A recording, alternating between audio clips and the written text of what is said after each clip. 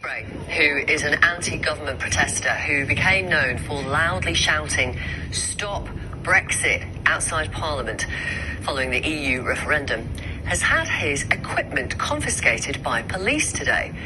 Using new powers that came in today, police removed his amplifiers after he switched on speakers in an area outside Parliament where using amplifying equipment is banned. Let's talk to him. Hello, what happened? Oh, well, we protest as we normally do. Yeah, I bring the amplifiers with me. Been coming here for now almost 6 years. And the police warned me about using the amplifiers.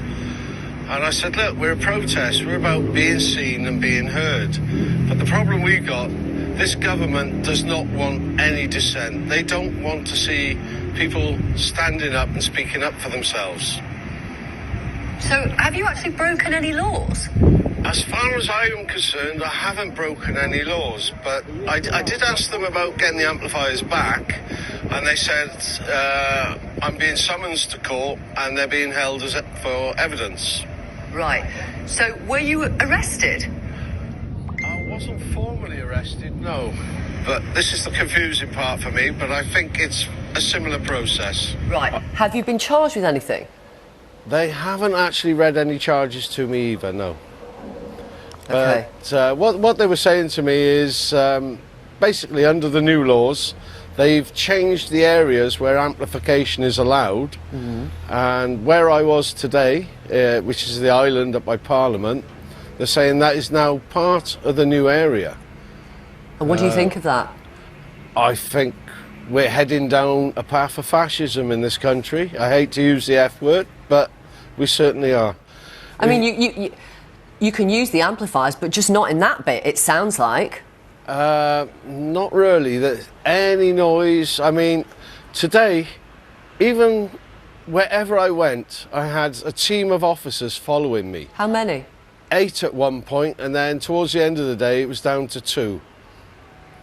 What do you think of that use of police time, Steve? Well, look, it's a waste of money. It's the kind of thing they do in North Korea and Russia, the old Soviet Union.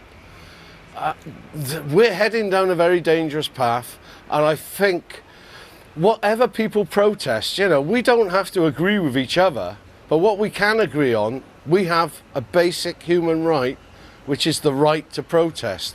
Once you start taking that away, we're heading down a very slippery slope. They're not taking away your right to protest.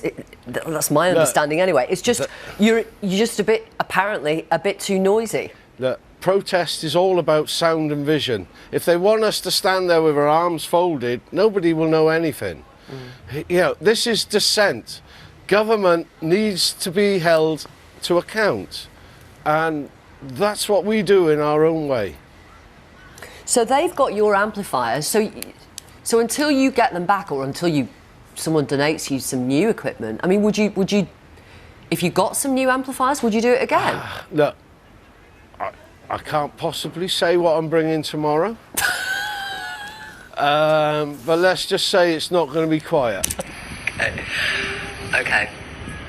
I mean, potentially, you could be breaking the law again, Steve. I feel I need to point this out to you right now. I understand what you're saying, but this is a law that has been brought in, and it is breaching all of our human rights. Don't forget. It's not breaching all your human rights. I mean, don't exaggerate, Steve. No, when I say all of it, I mean everybody's right to protest. Everyone has a right to protest. Everyone has a right to be heard. And yes, I've been here for a long time, and but at the end of the day, we have a government who are taking away our rights. We've lost our freedom of movement. That was through Brexit.